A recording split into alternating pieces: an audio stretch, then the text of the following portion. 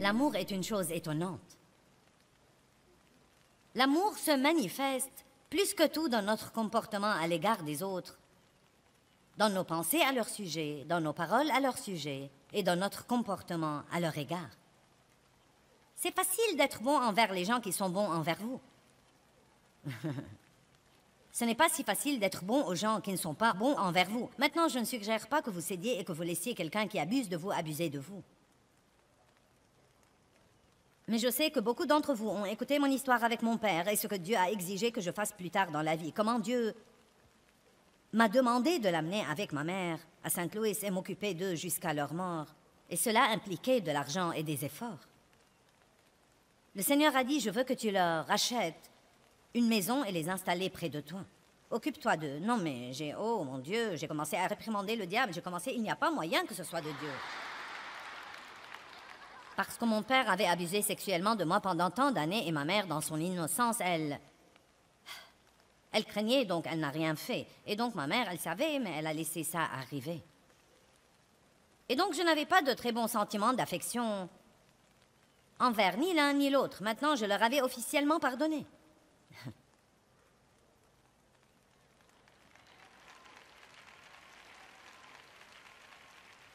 Mais Dieu voulait me prendre à un niveau plus profond.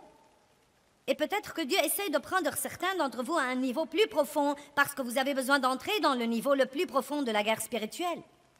Peut-être que vous dites tout le temps, je veux que le diable me fiche la paix. Et que Dieu vous a envoyé ici pour apprendre à faire ça.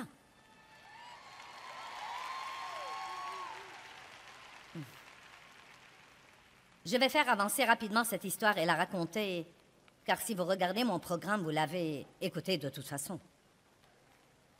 Mais j'ai espéré que Dave me dirait de ne pas le faire. Parce que ça coûtait beaucoup d'argent. Et Dave était conscient de ce que mon père m'avait fait dans mon enfance. Il a dit, si c'est de Dieu, tu ferais mieux de le faire. Donc nous sommes sortis, nous avions pour but d'acheter la maison la plus bon marché. Non mais nous avons vu des maisons mobiles, nous avons vu des maisons mobiles rouillées. Et... Mais Dieu n'a pas accepté. Nous avons dû leur acheter la petite maison la plus mignonne. Et c'était précisément à 8 minutes de notre maison. Et ensuite, ils devaient avoir une voiture. Et ensuite, ils devaient avoir des meubles. Et on devait leur acheter leur épicerie toutes les semaines. Et on devait aider à nettoyer. Et on devait les prendre à leur rendez-vous chez le médecin. Et il n'y avait rien en moi qui voulait s'embarquer dans tout ça parce que je suis une femme occupée qui court le monde et enseigne l'amour aux gens.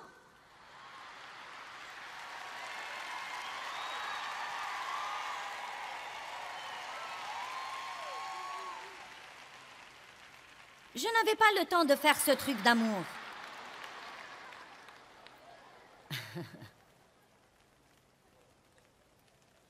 Oh mon Dieu! Je crois que nous sommes instruits bien au-delà de notre niveau d'obéissance parfois. Donc, ça a pris un peu de temps, mais mon attitude est devenue bonne. Et j'avais un peu l'impression que je faisais quelque chose de bien plus puissant que je ne m'en rendais compte. Vous devez comprendre que ce n'est pas parce que vous n'aimez pas ça qu'il n'y a pas quelque chose d'absolument étonnant qui a lieu dans l'esprit. Il y avait quelque chose d'étonnant qui avait lieu dans l'esprit. Il y avait en fait une libération qui avait lieu dans l'âme de mon père. Il ne s'était jamais repenti de ce qu'il m'avait fait. Il n'avait jamais dit qu'il était désolé. Il n'y avait jamais fait face. Il n'était pas sauvé. Après 3 ans de m'occuper de lui, ma mère a appelé et a dit « Ton père pleure depuis 3 semaines. Il a demandé si tu pouvais passer. » Je suis passée, il pleurait. Dave était avec moi. Il a dit « J'ai besoin de te dire que je suis si désolée de ce que je t'ai fait quand tu étais petite. » Il a dit « Ça fait 3 ans que je veux te dire quelque chose depuis l'époque où nous avons acheté la maison. » Il a dit « Ça fait 3 ans que je veux te dire quelque chose, mais je n'avais pas le courage. » Il a regardé Dave et a dit « Dave, je suis si désolée. Je sais que tu es au courant de ça. La plupart des hommes m'auraient tué, mais tu n'as fait que me montrer de l'amour. »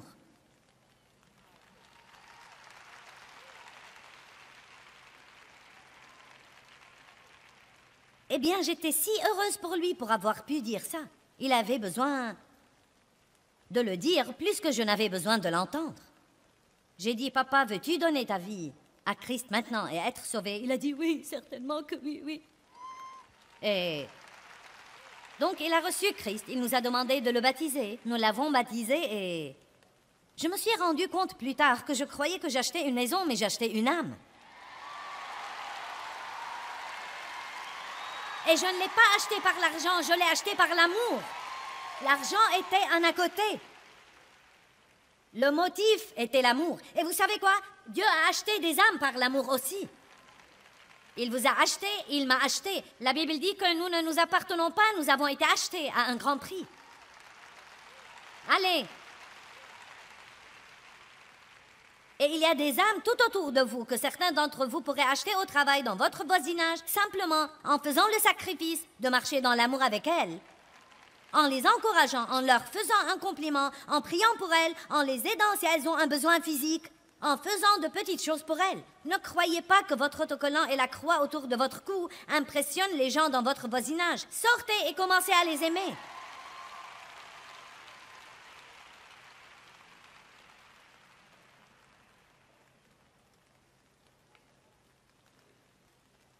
Et faites-le exprès. N'attendez pas d'en avoir envie. Faites-le exprès. Eh bien, et moi alors? Dieu s'occupera de vous.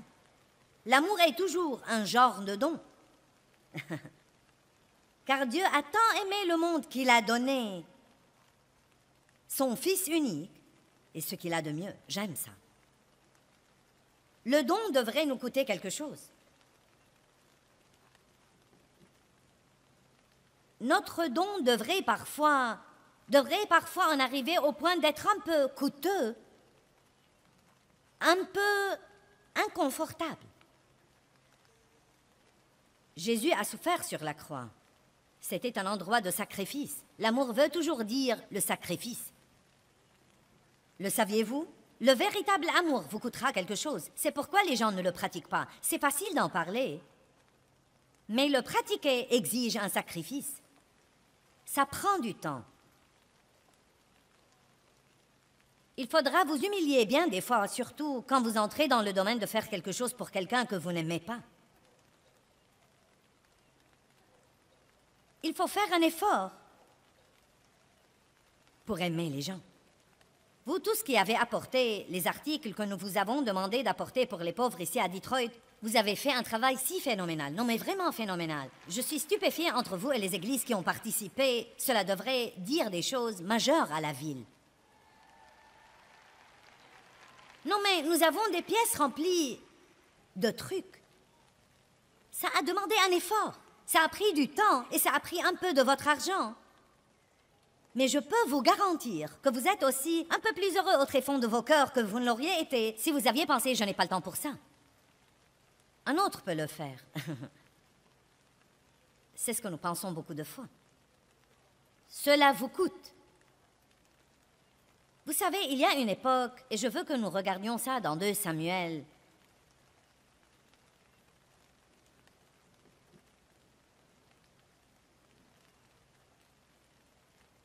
24. 2 Samuel 24, verset 18. C'est un temps de se lever de vos sièges et d'acclamer. 2 Samuel 24, 18. Un fléau avait frappé dans le camp parmi les Israélites à cause de quelques domaines de désobéissance. Et David voulait savoir ce qu'il pouvait faire pour arrêter le fléau.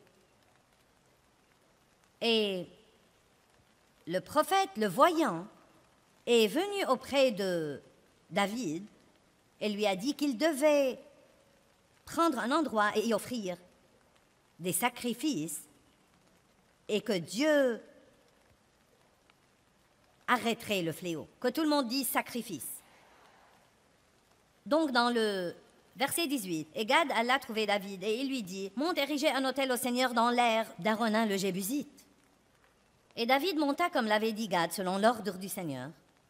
Et Arauna regarda et vit le roi et ses serviteurs qui s'avançaient vers lui. Et Arauna sortit et se prosterna devant le roi, la face contre terre. Et Arauna dit, « Pourquoi mon Seigneur le roi vient-il vers son serviteur ?» Et David répondit, « Pour acheter de toi l'air, afin d'y bâtir un autel au Seigneur.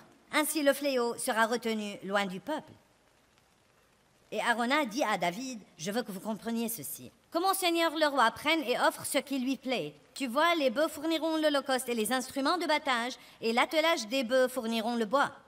Tout cela, ô roi, Arauna te le donne, roi David. » Et Arauna dit au roi que le Seigneur, ton Dieu, veuille t'agréer. Donc il voulait lui donner tout ce dont il avait besoin gratuitement. Nous aimons les trucs gratuits, n'est-ce pas? Mais vous savez quoi, parfois ce n'est pas le chemin à suivre. Parfois vous devez dire, non, je veux que ça me coûte. Car vous savez quoi? Quand les choses ne vous coûtent rien, elles ne comptent pas beaucoup pour vous.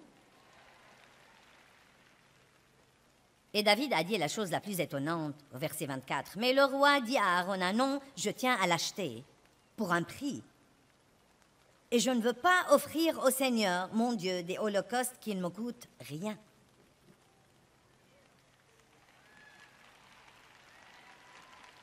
Donc l'amour est un sacrifice.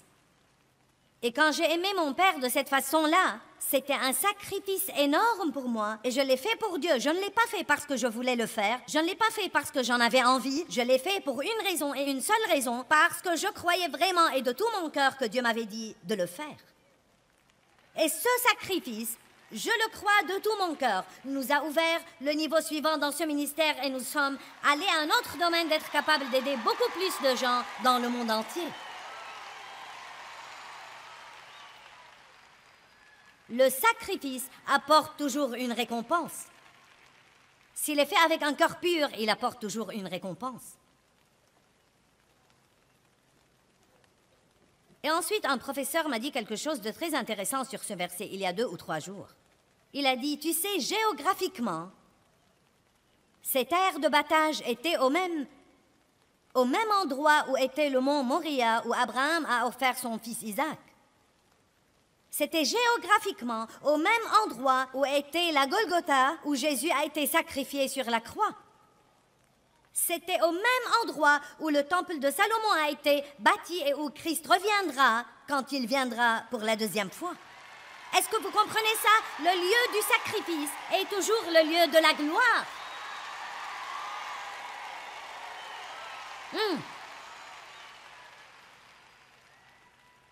Ce sacrifice que Dieu m'a donné la grâce pour faire est aussi une des gloires les plus grandes dans ma vie. C'est une de mes percées les plus grandes. C'est un de mes succès les plus grands d'être capable de montrer l'amour à mon père et de laisser Dieu me prendre à un niveau de maturité spirituelle où je pouvais montrer à mon père ce genre d'amour après ce qu'il m'avait fait. Et c'est pour moi une gloire plus grande que d'avoir ce ministère mondial.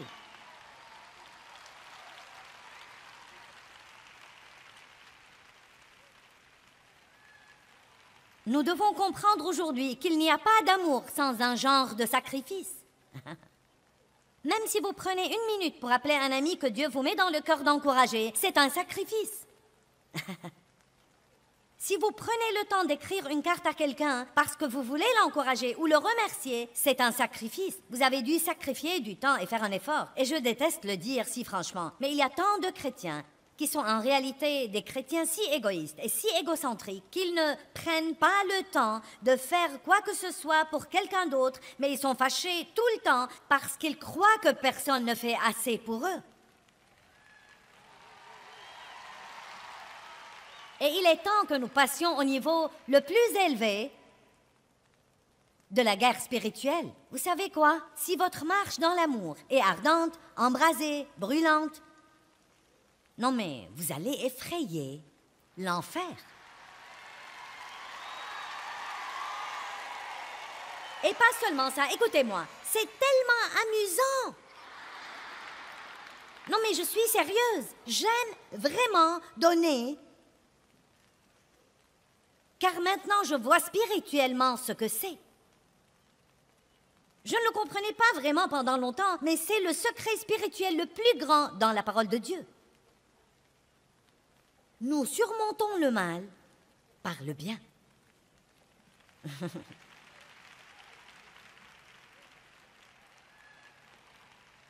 Et toujours, quand vous donnez, cela vous revient toujours. Le don est une belle chose. C'est une des choses les plus belles que nous puissions faire.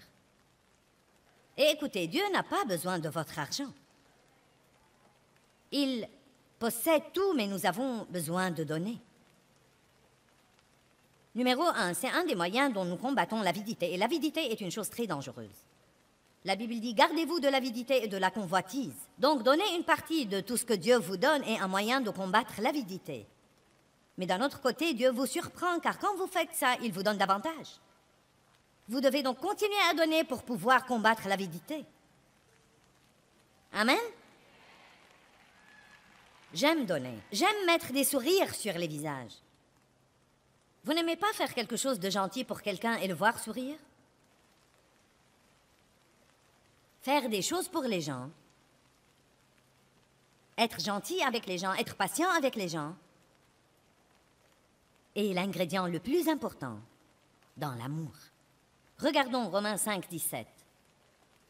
Car si par la faute, défaillance et offense, d'un seul la mort a régné par lui seul, à plus forte raison ceux qui reçoivent l'abondance de la grâce imméritée de Dieu et du don de la justice, qu'il aimait dans une condition juste devant lui, régneront-ils comme des rois dans la vie par un seul homme, Jésus-Christ le Messie, loin. Dieu veut que vous régniez dans la vie comme un roi. Il vous a donné la puissance et il vous a donné l'autorité. Les rois ont non seulement la puissance, mais encore l'autorité. Le diable a la puissance, mais vous avez la puissance et l'autorité.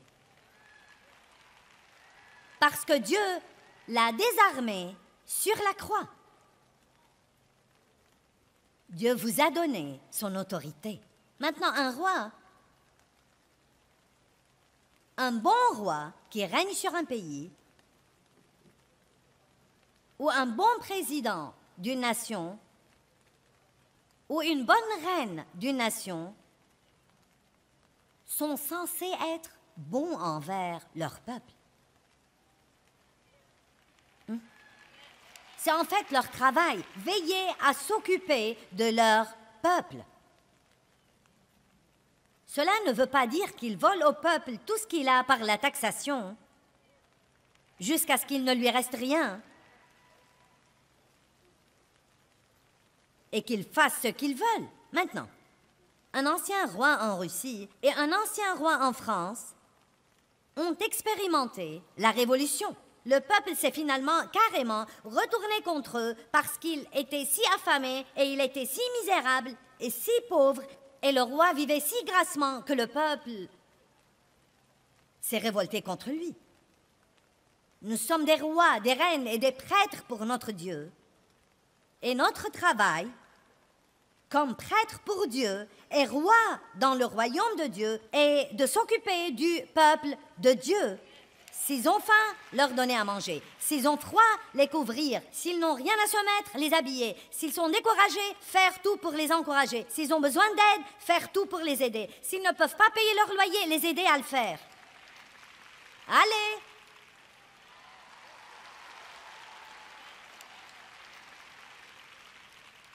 Eh bien, nous sommes là pour ça. Acte 10, 38. Voyez comment Dieu a oint Jésus de Nazareth du Saint-Esprit et de force et comment il allait de lieu en lieu faisant du bien. Wow! Qu'a fait Jésus quand il était ici? Il se levait tous les jours et prenait un petit poisson avec les garçons. Et il allait en tournée avec eux. Sortons et soyons bons envers quelqu'un. Parfois, il leur prêchait l'Évangile, il ressuscitait les morts, il leur donnait à manger. Parfois, il multipliait les poissons. Et Acte 10, 38 dit qu'il allait de lieu en lieu faisant du bien. Waouh, waouh, waouh! Et si vous vous levez demain et qu'on vous dise « Que vas-tu faire aujourd'hui ?» Dites « Je vais bénir autant de gens que possible. Je vais faire du bien. » Vous dites, eh bien, j'ai des problèmes bien à moi. Eh bien, c'est toujours la réponse qu'on a, n'est-ce pas? Eh bien, j'ai des problèmes et j'ai confiance en Dieu. J'espère en Dieu et rien n'est encore arrivé dans ma vie. Psaume 37, 3, et je suis sur le point de clôturer. Ce devrait être illégal de s'amuser autant.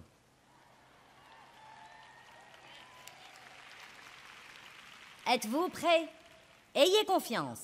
Appuyez-vous. Comptez et soyez confiants dans le Seigneur et... Quoi? Quoi?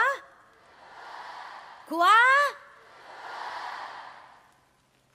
Il y a le double paquet qui assomme le diable chaque fois. Faire confiance à Dieu, faire le bien. Faire confiance à Dieu, faire le bien. Vous avez un problème? Faites confiance à Dieu. Pendant que vous attendez sa délivrance, faites le bien. Eh bien, je crois qu'apprendre à aimer comme Dieu nous aime est notre arme secrète la plus grande. Et c'est la forme la plus élevée de la guerre spirituelle. Et je crois que c'est surtout puissant quand nous choisissons d'aimer les gens qui nous ont blessés.